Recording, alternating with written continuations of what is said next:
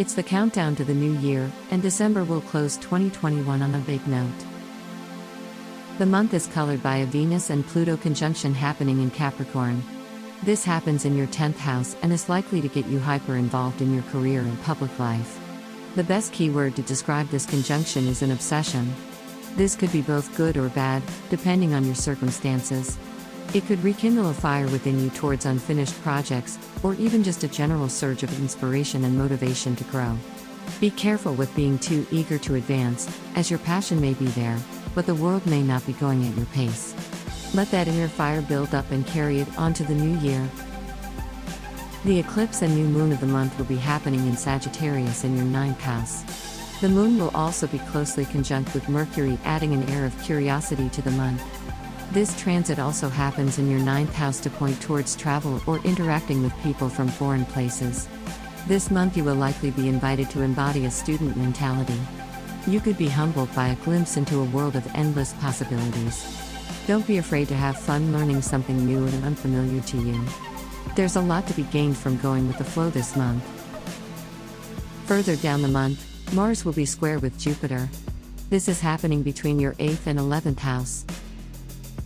This transit is all about getting rid of old relationships that don't serve you anymore and inviting new friends and alliances. Since Jupiter started transiting your 11th house in December of last year, you might have noticed that you met quite a few people that proved to be substantial to your development this year.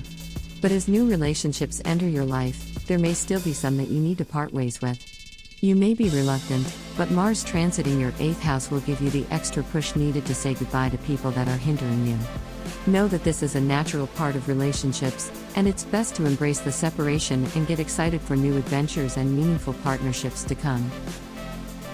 A few days after the square, Mars will be conjunct with the south node of the moon, Ketu. This is happening in your 9th house in Sagittarius. This transit might stir up some commotions with people of differing views. There may be a tendency to repress anger to play things safe and not offend anybody, but this might end up backfiring. Authenticity is called for now, even if some people won't like what you have to say. It's essential to be mindful of your delivery, but these emotions are better to let out than bottled up. Especially since the holidays are just around the corner, many people get extra sensitive around this time. Having negative emotions brewing within you will only become harder to manage with all the pressure to have a jolly time during the holidays.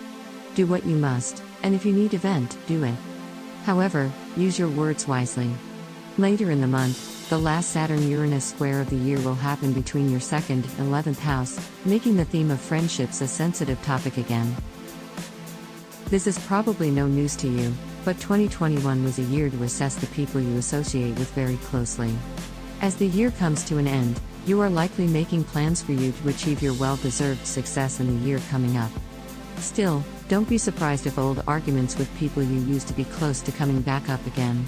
Any disagreements left unsolved need to find closure, and they will keep coming back until it happens. Even if it's the case that the other party is the one refusing to let go of the past, patience is extremely necessary at this time. Uranus likes to make sudden emotional outbursts like the rebellious planet that he is. Yet, navigating these moments will only become more manageable when you just give into it and decide to get it done once and for all. The Gemini full moon will be happening in your 3rd house of communication this month. This will bring about a new sense of clarity that will be very welcome at this time. With the fuzziness that the Saturn-Uranus can bring, this full moon will help you see details you haven't noticed before. It's time to uncover the truths you're seeking and use them to advance in the year ahead. Be ready for a few I knew it moments during this lunar cycle. If the information you uncover happens to be the opposite of what you expected, take your time with it and try to find how you can use this new understanding to help strengthen your own idea of how things should be. The year ends on an excellent note if the long-awaited Jupiter in Pisces ingress happens in your 12th house. This transit is supposed to bring good vibes to whatever area of your life it shows in. Since this is happening in your 12th house, expect an enhanced connection with your spirituality and the unseen realms.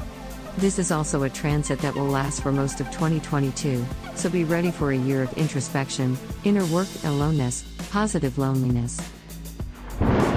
Thank you so much for watching. Please give us a thumb up if you liked the video. Subscribe our YouTube channel not to miss the next video horoscope. Visit our website GoToHoroscope.com where you can find actual horoscope for today. Download our apps from Google Play and App Store to have your daily horoscope always on hand.